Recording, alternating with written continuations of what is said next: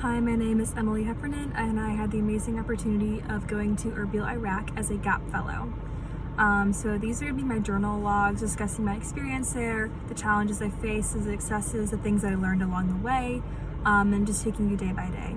So a little backstory as to why I did this. So I studied abroad in spring of 2022, and when I went abroad for the first time ever, I realized that there was so much that I lacked from just being in America, that I had lacked experiencing with other cultures and learning from that.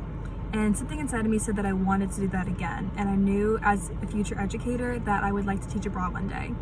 And so then fall of 2022, I had a class with Dr. Bori, and I learned of this opportunity to be a teacher in Iraq at Markodak, and I thought that it'd be a great opportunity to experience a new culture, learn along the way, and really bring my gifts and talents to another culture and to another country. And so I decided to do it. And obviously May of 2023, here we are, having been to Erbil, Iraq, and experiencing what it was like to be there, with the opportunity and potential of returning to teach there after I officially graduate next semester.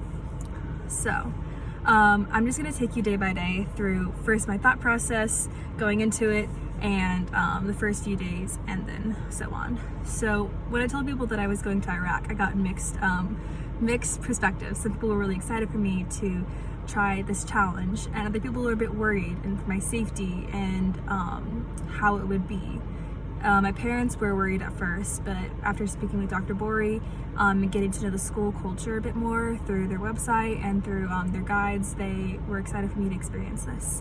So we went and we flew out to Iraq. Prior to getting there, I knew that there was going to be different cultural differences. Of course, it's a part of any experience. I knew that I'd have to dress differently, I'd have to act differently, and there were certain cultural norms that I had to uphold. I knew that my shoulders must always be covered and that my knees must always be covered, and that I should never cross my knees in a church. Those were just some of the things that I knew upon getting there. When I first got there, we got there late at night. And we were tired from a long 27-hour trip of just flight after flight and layover after layover. So I was just excited to get there. We met the other American teachers and we went to bed.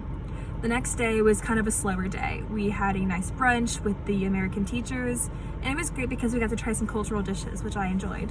And then we got to go out to the coffee shops that were nearby. And so I went with Elizabeth, who is a friend of mine from Franciscan, who is currently a teacher there. And I sat her down and I asked her questions, and I said, I want the truth because I don't want anything sugar-coated. If I take this opportunity to live here, I want to know how it truly is. And so I started to ask her some harder questions. I asked, how is it being a woman here? What are some things that I should expect? And she was honest with me, which I appreciated because I didn't, like I said, wanted it to be sugar-coated. It was kind of hard at first, and it was disheartening to hear some of the differences that I had to expect. I had to know a woman's place in a way, and that I can't make eye contact with men. Like, even if it's not a friendship, that's not okay.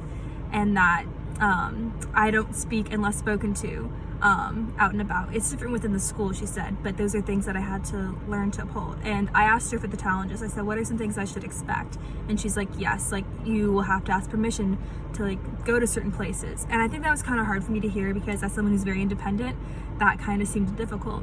And so I kind of left that experience in that cafe asking those questions a bit disheartened and wondering, can I really do this? Another thing that was challenging for me was to see the driving in the Middle East. I knew that the driving was not going to be like America, and I think that was a very chaotic experience for me. And I think the first day was honestly it was hard for me. I think I was getting over jet lag, but also I was learning that yes, these are realities here that I would have to face. And so I honestly started to take that to prayer. We had a pretty short day, like I said, the first day. And we went to Mass, and I got to see the Chaldean Rite, which is beautiful.